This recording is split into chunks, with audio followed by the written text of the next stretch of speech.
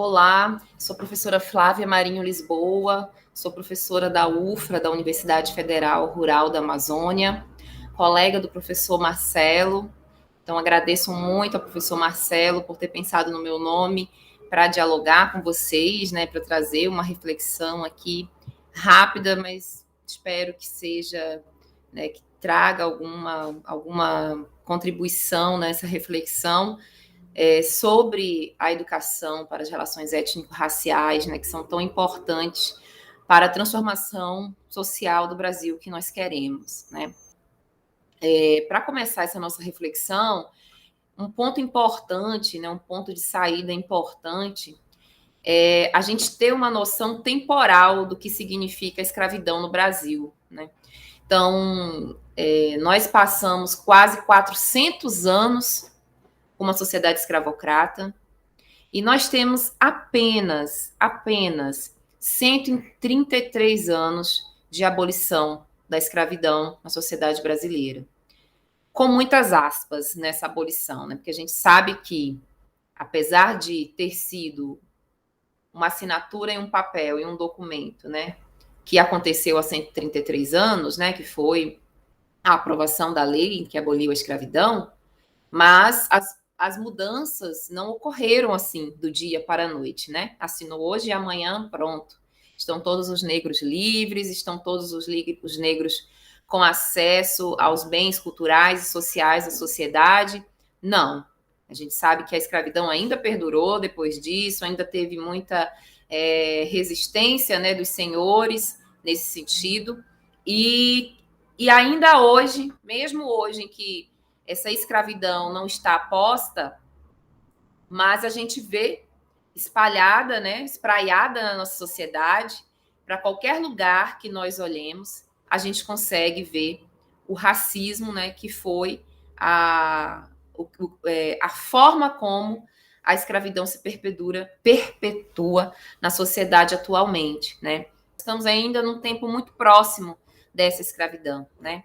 Então, se a gente tiver esse olhar um pouquinho mais atento, a gente vai ver na estrutura da nossa sociedade como que essa estrutura da escravidão ainda está perdurando na nossa sociedade hoje, né? Na forma como a própria sociedade se organiza, na forma de quem ocupa os espaços na cidade, quem está na periferia, quem está no centro, quem ocupa determinados cargos, né, mais prestigiados, mais elitizados, quem é que faz o trabalho braçal. Então, quando a gente começa a olhar um pouco mais atentamente para como a nossa sociedade está organizada, a gente vê que não existe mais essa escravidão como existia, né, há 133 anos atrás, mas quando a gente vê o lugar que foi colocado para as pessoas negras na sociedade, da negação dos direitos para a população negra na sociedade, a gente vê que teve uma reformulação, né? A escravidão acabou, mas vestiu uma nova roupa, né? Está vestida com uma nova roupa, uma nova vestimenta, mas em que o negro continua subjugado, em que o negro continua não tendo acesso aos bens culturais, aos bens sociais da sociedade, aos direitos básicos de sobrevivência, né, que é saúde, educação, alimentação, né, segurança alimentar. E quanto mais a situação se complica, como agora que nós estamos passando por uma pandemia, né, já há quase 2 anos, a população negra também é a que mais sofre, né, a que mais ficou desempregada, a que mais passou fome, a que mais morreu, porque foi a que mais se expôs diante do vírus, por não poder parar de trabalhar, né? Que é justamente essa população negra, especialmente também as mulheres negras, que faziam esse serviço dos cuidados, das empregadas domésticas, dos cuidados com os idosos, dos cuidados nos hospitais, nas caixas de supermercado. Então, todos esses serviços que são considerados e foram considerados essenciais, né? A população negra estava ali na frente, né? Os motoristas, os caminhoneiros, enfim. Então, nesses últimos 20 anos, a gente começa a pensar que, se a gente for começar a pensar a entrada, né, dessas populações também nas universidades, da população negra nas universidades, a gente vai ver que esse recorte temporal foi quando começou a entrar essas pessoas também na universidade, né? Então, a universidade também era um espaço em que era dedicado, era exclusivo, né, para pessoas brancas e para pessoas abastadas financeiramente, né? Então, antes desse período mais recente, dessas últimas 2 décadas, dificilmente você via uma pessoa negra como estudante na universidade, né? Muito menos como professor.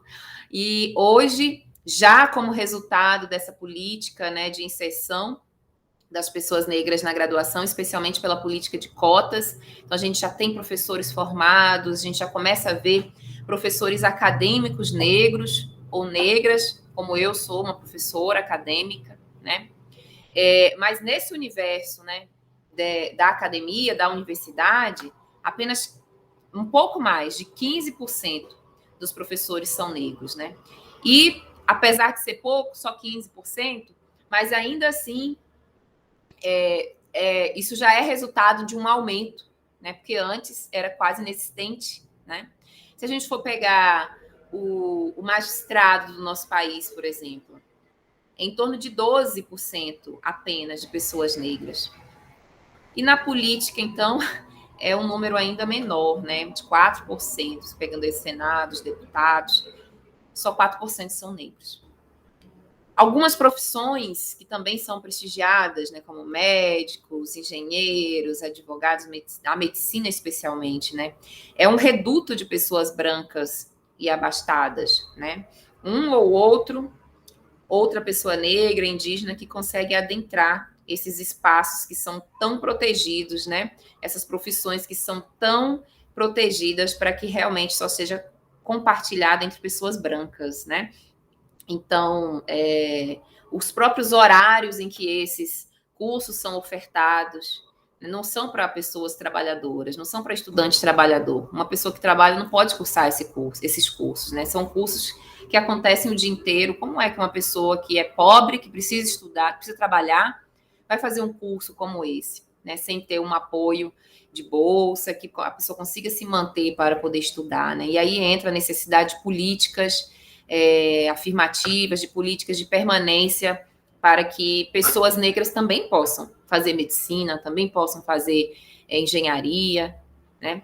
E a gente percebe também o quanto que esses espaços eles são protegidos quando a gente vê a repercussão que né, quando uma pessoa negra adentra um curso como esse, né, de médico, como medicina, especialmente, como que as pessoas relutam a aceitar essa presença negra, esse corpo negro nesse espaço, né? Porque a concepção, a ideia de que aquele espaço realmente não são para essas pessoas, porque historicamente nunca foram mesmo, né?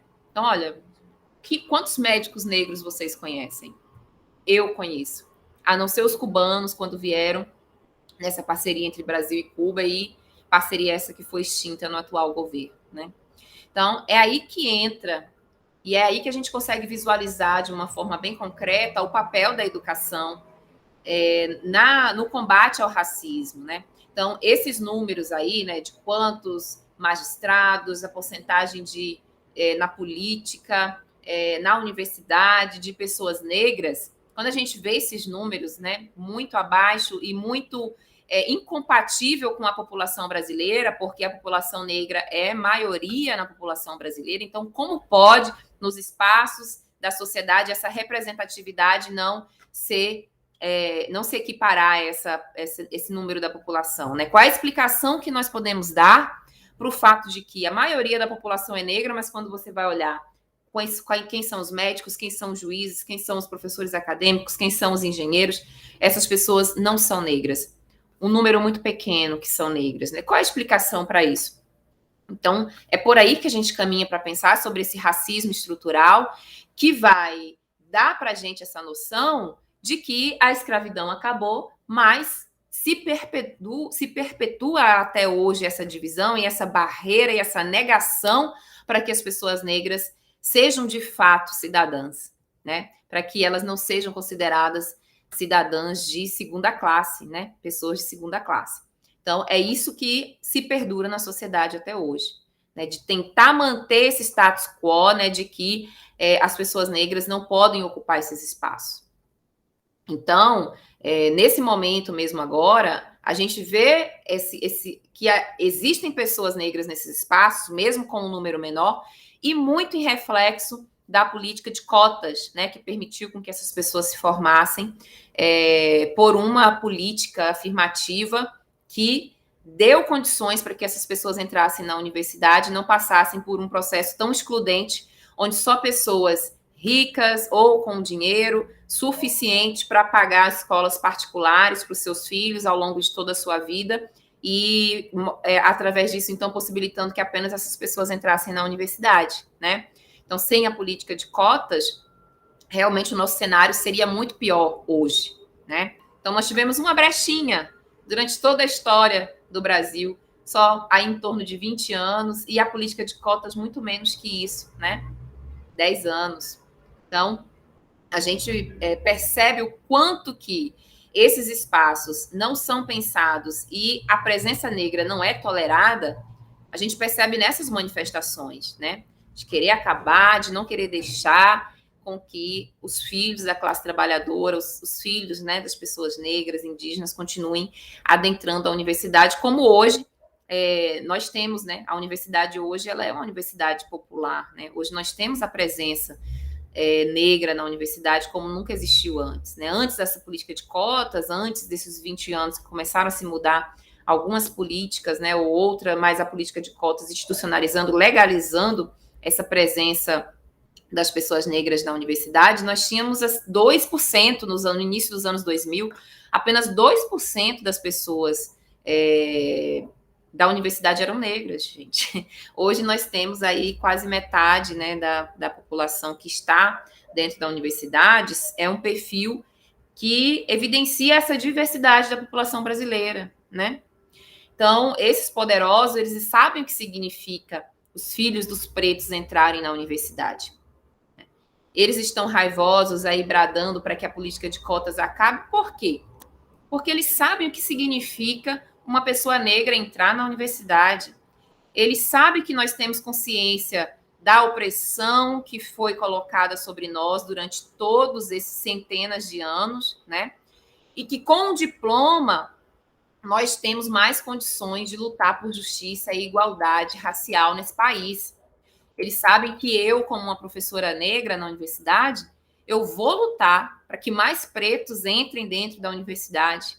E prova disso é que nós acabamos agora, né, de aprovar políticas de acesso e permanência para indígenas e quilombolas na universidade. Então, eu presidi essa comissão, uma equipe de colegas também junto comigo, enquanto nós não implantássemos essa política dentro da UFRA, que era a única universidade federal que não tinha um processo seletivo especial, uma política diferenciada de acesso e permanência para alunos indígenas e quilombolas, porque o UFPA já tinha, a Unifespa já tinha, a UFOPA já tinha, entre as 4 universidades federais do Pará, a UFRA era a única que não tinha, né? E com isso, agora, a UFRA também tem, e o que a instituição, né, propagou é que a partir agora de 2022, essa aprovação que aconteceu esse ano de 2021 seria para a entrada desses alunos a partir do ano de 2022, né? Então, por meio de um processo seletivo que não ignore os problemas, as dificuldades dos estudantes quilombolas, dos estudantes indígenas, que são muito superiores que a escola urbana. Não se compara as condições das escolas do campo, né, da educação escolar indígena, dos quilombos, que, na sua maioria das vezes, só tem o ensino fundamental, né? Então, a dificuldade que esses alunos têm para conseguir concluir os seus estudos. Então, isso precisa ser colocado na balança para se pensar as políticas de acesso desses alunos lá na universidade também, né? A gente não pode ignorar a história desse aluno antes dele entrar na universidade e propor políticas que sejam compatíveis com a realidade desses alunos. E isso é que é igualdade. E não estabelecer um processo igual para todos e achar que você está dando as condições, né, para que, olha, quem for o melhor passe, né, pela perspectiva da meritocracia. Não, igualdade não é você estabelecer uma peneira em que todos vão passar pelos mesmos furos. Igualdade é você colocar as condições compatíveis com as dificuldades de cada um, senão isso é injustiça, né? Então, por isso que a gente luta e briga por processos seletivos especiais para indígenas e quilombolas, por exemplo, que você não pode cobrar um processo seletivo em que pessoas com as mais diversas condições de estudo, né, de percurso de ensino, serem avaliadas da mesma forma, né? Então, esse resultado aí desse PSE nas universidades, nessas políticas de acesso na universidade diferenciadas para esses povos, eles são direitos conquistados, né? São direitos que estão em diversos documentos que estão que subsidiam a luta, né? Que subsidiam a gente a exigir as políticas diferenciadas, né, e específicas para esses povos. E eu queria aqui mostrar para vocês, por exemplo, essa Convenção 69, né? A Convenção 69 da Organização Internacional do Trabalho. E aqui, isso é um documento muito importante, né, para quem quer pensar a educação, para quem quer pensar o direito dos povos indígenas, quilombolas.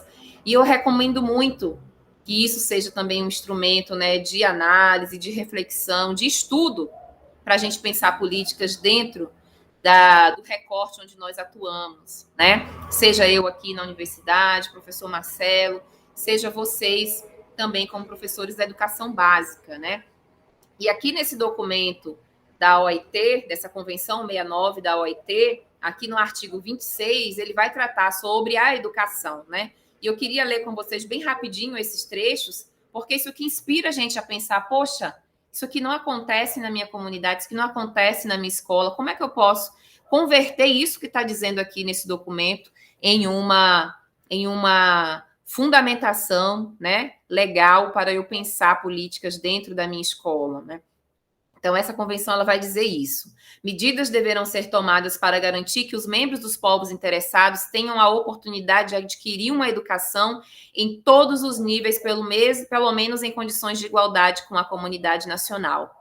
Então, quando eu li esse artigo aqui, eu pensei, isso aqui vai servir para argumentar uma política de acesso e permanência para os indígenas e quilombolas na universidade que eu trabalho, porque aqui está dizendo que devem ser tomadas as ações, né, as medidas necessárias. Quem deve tomar? O poder público, a universidade, né?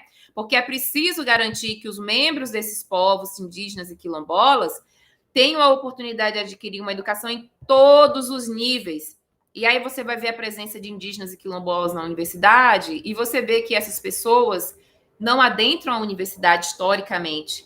Então, se elas têm direito à educação fundamental, médio, também precisam ter direito à educação superior, né? Então, isso é uma ferramenta, é um instrumento de luta para a gente pensar as políticas no espaço onde nós atuamos, né? Como eu pensei, como isso poderia me servir de argumentação, de fundamentação dentro da universidade.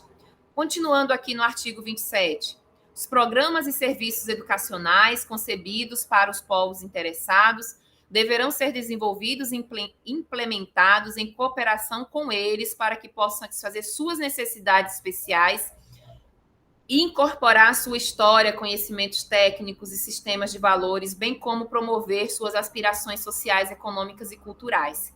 Então, isso aqui também é um outro artigo que, para quem trabalha principalmente na educação básica, pensar como que eu poderia, então, propor ações na escola, propor planejamentos na escola para que eu possa, junto com esses alunos, na escola como um todo, incorporar a história do povo quilombola, os seus conhecimentos, as técnicas que são aí guardadas de geração a geração, né, com os mais velhos e que são transmitidas também para os mais novos, quais são os sistemas de valores, os sistemas filosóficos que dão base para a sustentação dessa sociedade.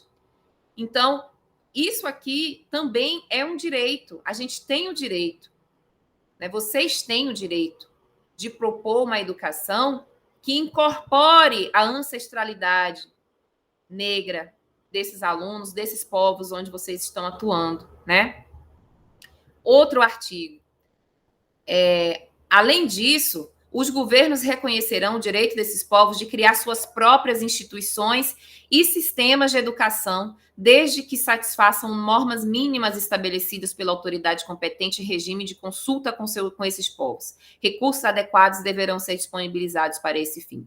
Então, quando a Secretaria de Educação do município, do estado, diz que a gente tem que seguir uma normativa, um planejamento, um modelo de escola igual para todos, nós também temos aqui uma fundamentação legal que diz que não, que esses povos quilombolas, eles têm sim o direito de criar as suas próprias instituições, de acordo com a sociedade, né, com a história, com os sistemas, né, de valores, como a gente acabou de ler naquele artigo anterior, né, um sistema de educação que seja adequado a essas concepções desses povos, né, desde que sigam essas normas mínimas, né, como carga horária, mas aí o currículo, por exemplo, é um espaço de disputa onde esses conhecimentos, onde essas disciplinas, né, podem adentrar e de forma diferenciada, né, em atenção a isso.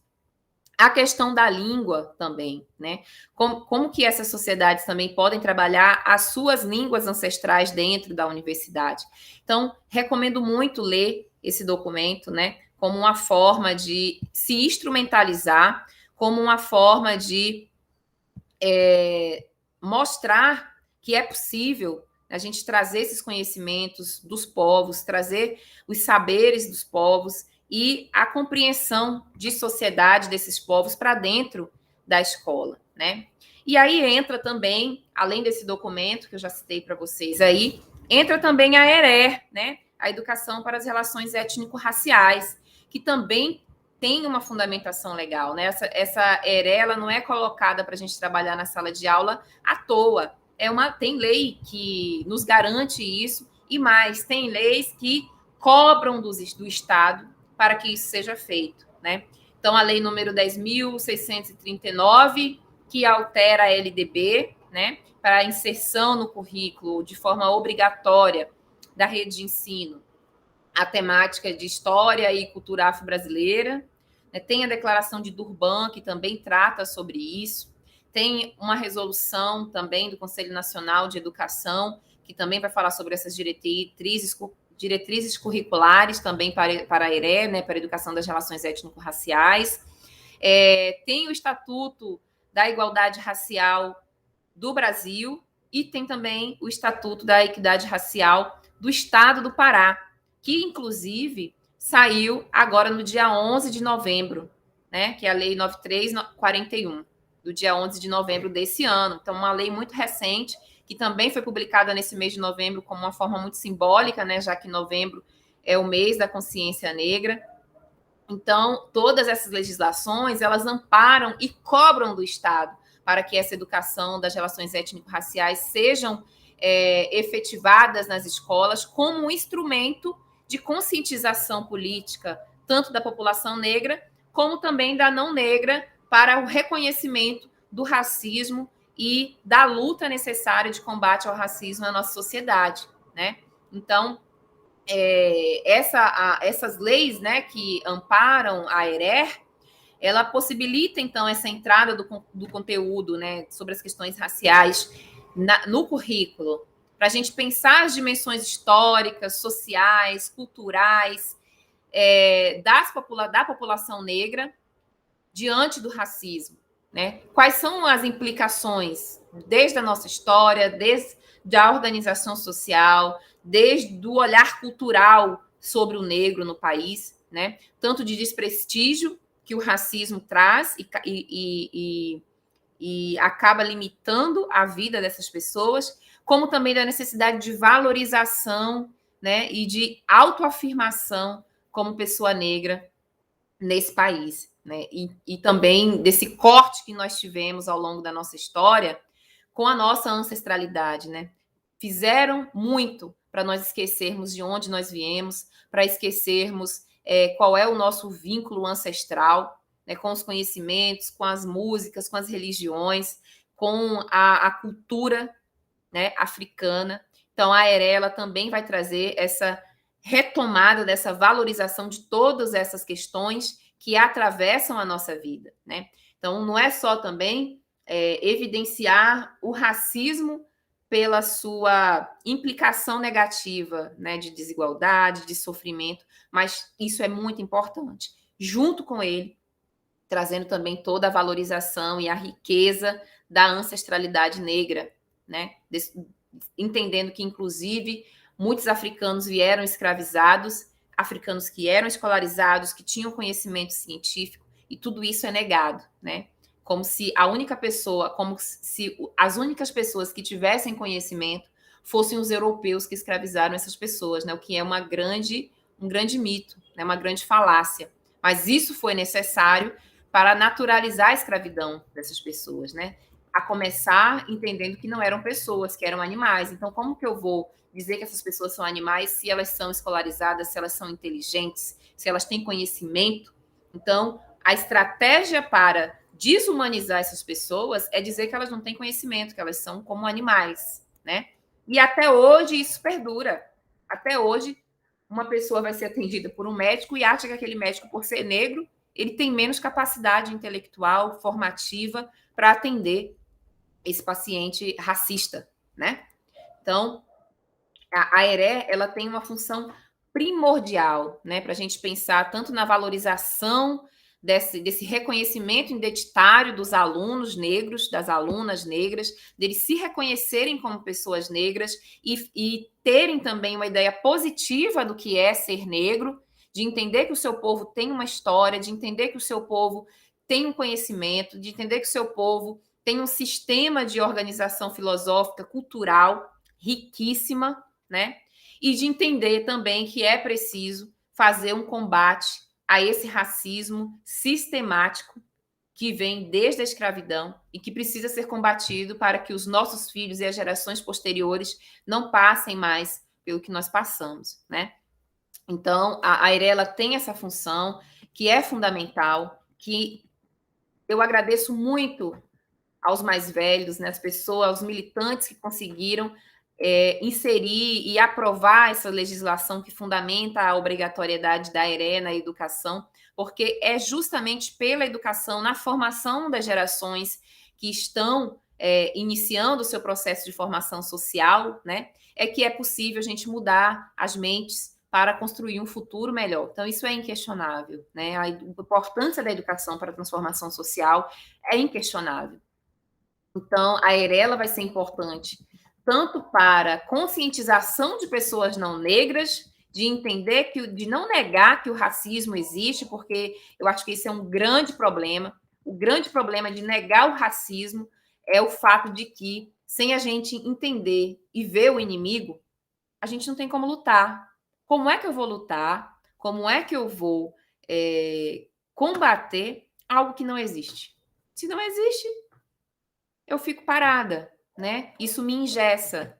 Então, é preciso que nós reconheçamos o racismo, que nós reconheçamos um sistema de opressão existente na sociedade a partir desses traços fenótipos do nosso corpo, né, que nos evidenciam como pessoas negras e que o fato de nós sermos reconhecidos como pessoas negras, isso traz toda uma memória da escravidão que naturaliza o fato de pessoas negras estarem em espaços subjugados, estarem em condições de injustiça social. Então, a gente precisa reconhecer que o racismo existe. Isso é o primeiro ponto, né? E as crianças que estão na escola, que estão recebendo essa educação, ela precisa também se reconhecer como negro. Porque também, se eu não me reconheço como negro, se eu não entendo que eu sou negro e que eu faço parte dessa história de opressão e de desigualdade da história do Brasil, como é que eu posso mudar essa realidade, né? Então, a AERE vai ser importante tanto para as pessoas não negras reconhecerem que esse racismo existe, que elas também fazem parte desse processo, que elas também têm um trabalho, uma responsabilidade nesse enfrentamento ao racismo, né? Dessa transformação social, dessa transformação da sociedade pela desigualdade de raça, né? Então, as pessoas brancas também precisam entender isso. Elas precisam entender que o racismo não é um problema do preto, não é um problema do negro, é um problema de todos. E não existiria racismo se não tivesse o branco que se sentisse superior aos negros, né? Então a ERE tem também essa função de atingir as pessoas brancas, os alunos brancos, deles já crescerem com essa consciência de que eles também fazem parte desse processo de transformação social, né? Então, do outro lado, também a ERE é um instrumento para o empoderamento negro, para o desenvolvimento dessa consciência negra, né? Porque nada mais triste, né, gente, do que uma pessoa negra sem consciência histórica de sua existência na sociedade, né? De não entender que a sua existência na sociedade tem uma história, de não saber que você está aqui hoje porque os seus ancestrais foram escravizados, foram sequestrados de África e trazidos para cá para trabalhar em trabalho escravo. Então, você se ver como uma pessoa negra e não ter essa consciência, não ter essa memória, é algo muito problemático. E também vai trazer esse engessamento que eu já falei anteriormente, né? Então, para a gente pensar, por exemplo, que essas pessoas negras não têm nenhum direito de sonhar, né? Que essa condição histórica que nos coloca aqui hoje como pessoas negras também nos tirou o direito de sonhar, né? Então, muitas vezes, muitas pessoas negras sem a consciência negra, porque tem isso, né? Você ser negro com consciência negra ou sem consciência negra. Né? Se você não tem consciência negra de que você é negro, você não vai questionar, porque você nunca sonhou, por exemplo, em ser um advogado e um médico. Você não vai fazer ter um olhar mais crítico de por que a sua mãe não estudou. Por que ela não fez? Por que ela não sabe ler ou escrever, por exemplo? A gente não vai conseguir localizar isso na falta de políticas públicas que reverberam essa história colonial. A gente vai achar que a culpa é da nossa mãe, que não quis, que foi preguiçosa, né? E não localizar pela falta de políticas do Estado que não fez com que chegasse a educação lá na comunidade da minha mãe para que ela pudesse estudar no momento em que ela era mais jovem, né?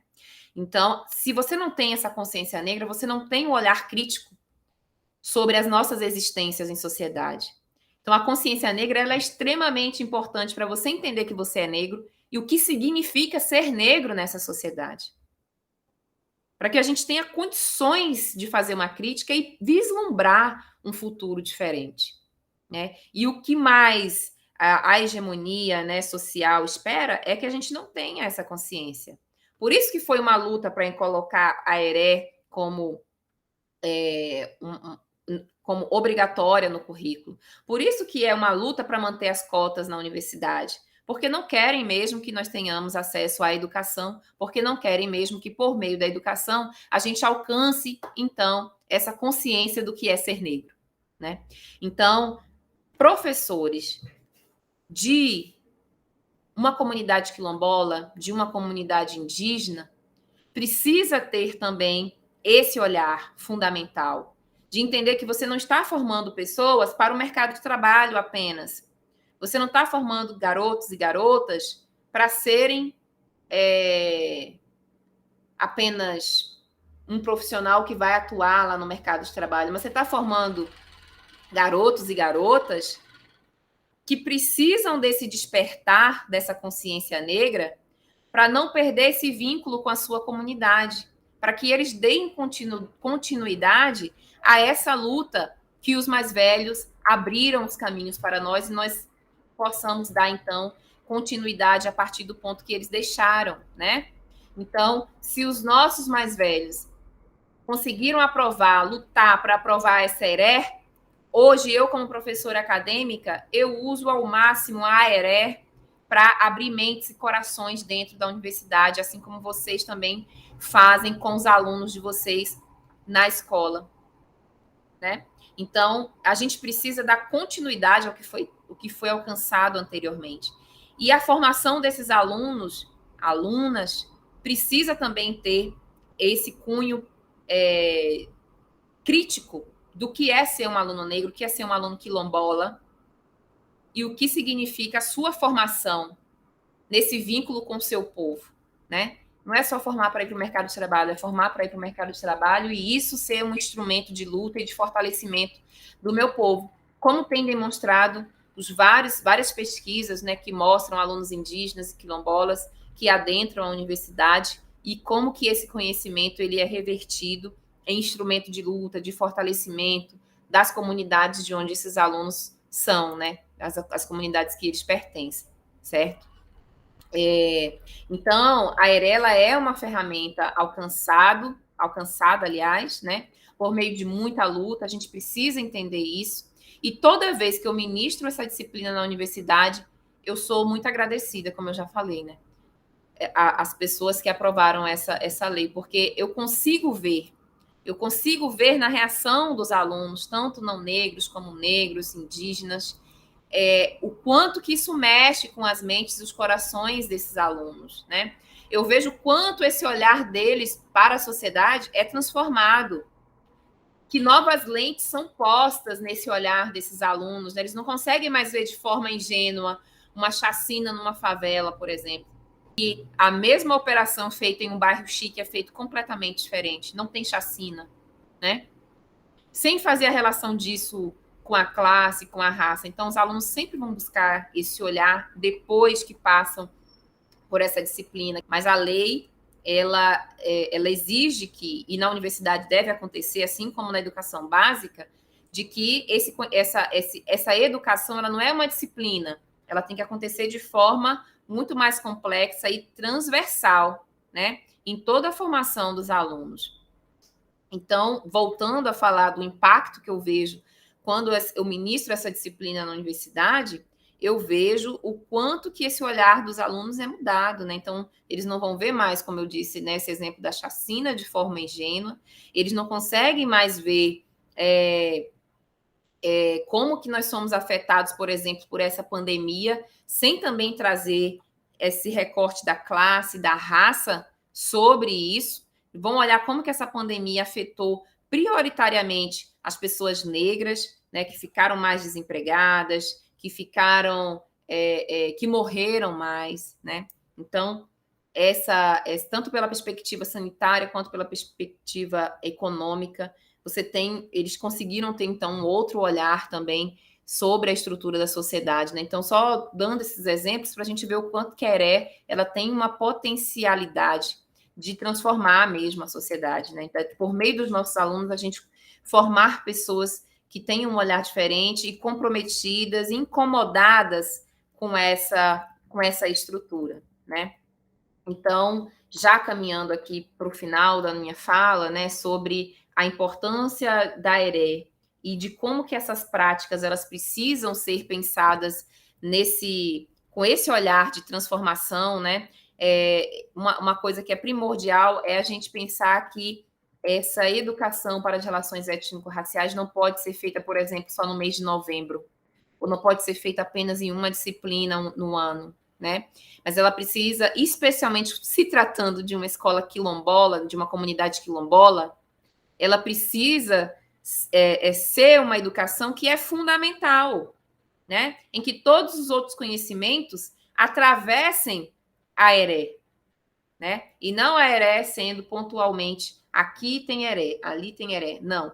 Se trata de uma escola em uma comunidade quilombola, eu não consigo imaginar, não consigo vislumbrar dentro de um ideal, né, do que seria essa educação, que não fosse a ERE atravessada durante todo o ano, todos os meses do ano, dentro da perspectiva social dessa comunidade quilombola, né? Então, a gente precisa estimular esses projetos, nessas ações pedagógicas para a consciência negra nas comunidades, nas escolas quilombolas, durante um ano inteiro, né?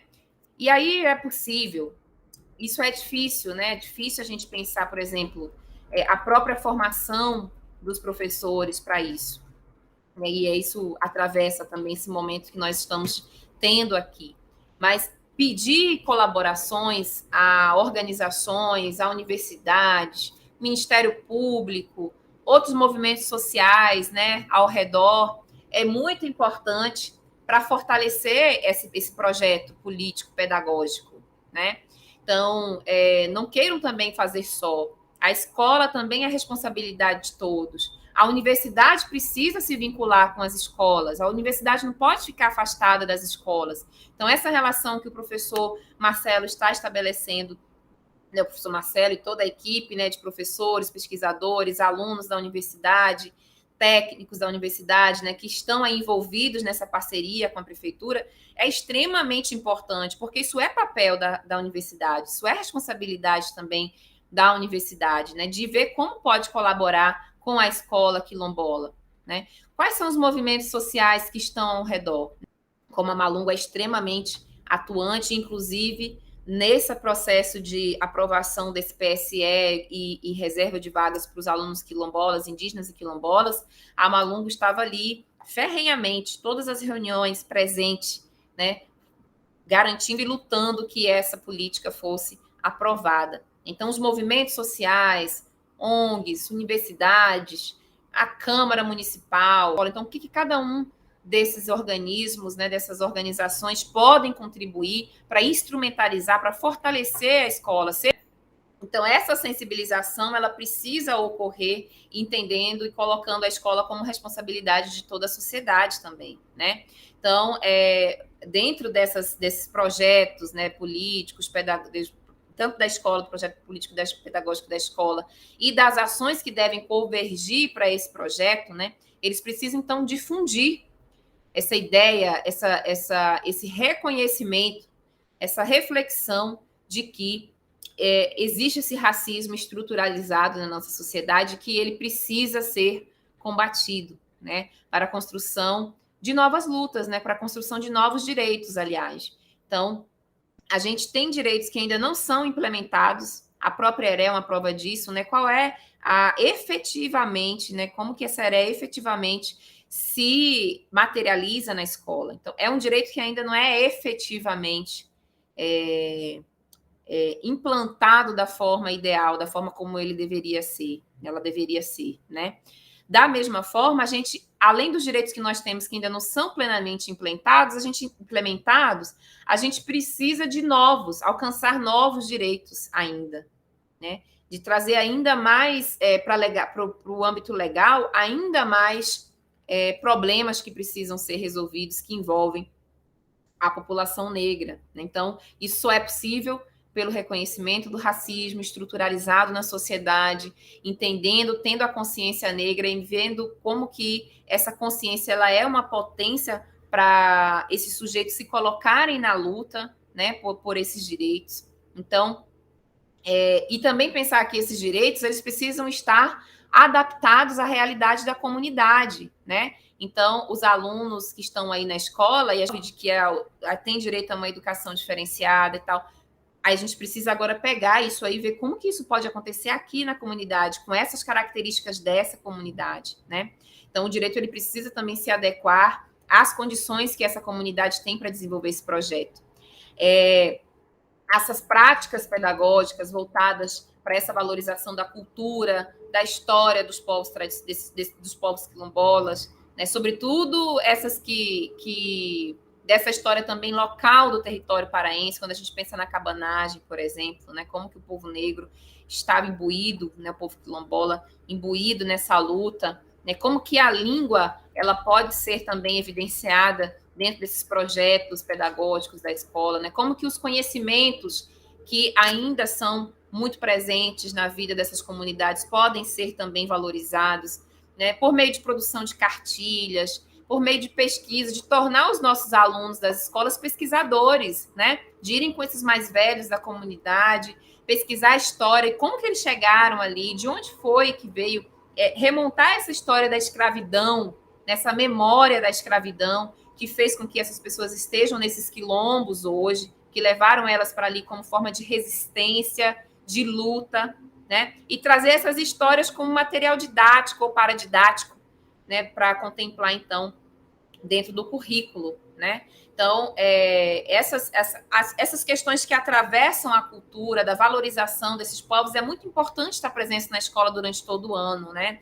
Como eu falei, por meio de cartilhas, por meio de projetos, de trabalhos dos alunos, de ouvirem os mais velhos, de recontar essa história por meio da história oral, dos mais velhos, dos avós, né, das lideranças dessas comunidades. Então, essa imbricação, comunidade, escola, dentro de uma comunidade quilombola, é algo muito fundamental, né? Não tem como fugir disso. Então, para finalizar, gente, que eu nem previa falar tanto, mas para finalizar, essa garantia de ter uma educação diferenciada e vinculada com o projeto dessa sociedade. Então, o que essa sociedade quer ser no futuro? O que essa sociedade quer fortalecer entre os seus? A escola tem um papel fundamental de cumprir esse papel de projeto da sociedade. Por isso que eu falei da imbricação entre comunidade e escola, quando se trata de uma comunidade quilombola, né, de um território quilombola. Então, a escola não pode estar desconectada dos projetos que a comunidade coletivamente traçou.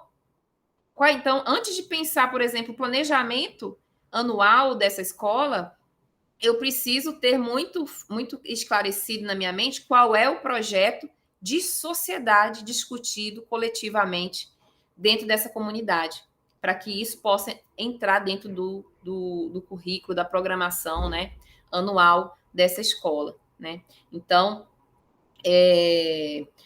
essa formação da escola, ela precisa enxergar esses alunos quilombolas como uma formação mais complexa, não só para o mercado de trabalho, como eu falei, mas também voltado para esse comprometimento desse aluno futuramente com o fortalecimento do seu povo, com a proteção dos direitos do seu povo. Então, olha, eu vou me formar professora porque eu quero atuar na educação dentro do território quilombola, eu quero formar na área de saúde porque eu quero atender a comunidade quilombola que eu pertenço, eu quero me formar em direito porque eu vou lutar pelos direitos da comunidade que eu pertenço. E eu estou falando isso, não é porque eu, Flávia, acho que é assim que deve ser, né? Como eu disse, é o que as pesquisas que eu faço, inclusive, né, que eu trabalho sobre isso, sobre os indígenas, quilombolas no ensino superior, e o que a gente vê, a tônica desses alunos, a diferença desses alunos é justamente essa, que eles estão preocupados em se formar, mas para o fortalecimento do seu povo, para ver como que esse conhecimento científico acadêmico os instrumentaliza para fortalecer o seu povo, né? Então, essa eu acho que deve ser um norteamento, né, para o professor da educação básica com esses alunos, né, dentro de um território quilombola, entendendo que essa educação e que essa ERE, ela não é apenas uma discussão pontual, mas é que ela é fundamental para a formação desse aluno e pensando que essa formação dele é complexa e deve ter continuidade na universidade também, que é a luta aqui também na universidade, né, de forma que a universidade não negue a identidade desse aluno, a cultura desse aluno, que dentro da universidade essa cultura seja valorizada e potencializada, né, para que esses conhecimentos e a expectativa das comunidades de que esses alunos tragam esses conhecimentos de volta para a comunidade sejam então efetivados, né?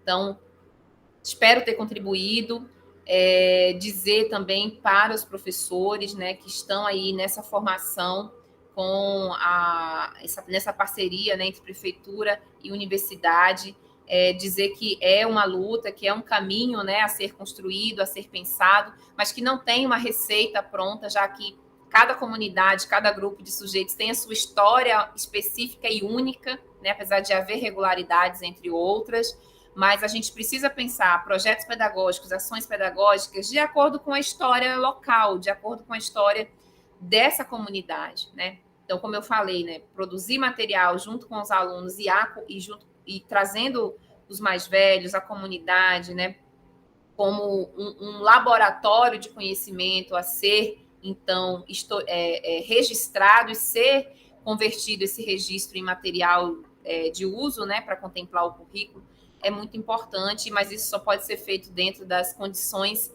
específicas de cada comunidade, né? Não tem como produzir um material que vai ser utilizado por várias, ou produzir o material que vai funcionar em uma que não vai funcionar em outra, né? Porque isso também depende do engajamento dos alunos e como eles se sentem desafiados e atraídos também por essas proposições, né? E também desse processo de valorização do que eles são, ao ponto deles se verem animados, né? Empolgados com essa produção que retome, então, a sua história, essa memória quilombola, né, de resistência à escravidão. Então, eu desejo muito boa sorte, que seja muito produtiva. Tenho certeza que já está sendo, pelo pouco que eu vi da programação, né, muito produtiva essa formação de vocês. E desejar sucesso aí com o professor Marcelo e equipe, né? E parabenizar também o professor Marcelo por essa iniciativa de não ter medo, né, de se lançar nesse desafio, que realmente é um grande desafio para nós que estamos também na academia, de sair dos muros da universidade, estabelecer essas parcerias com as várias demandas, né, que chegam e que a universidade também não pode fugir delas. Então, agradeço muito, espero ter contribuído e até a próxima.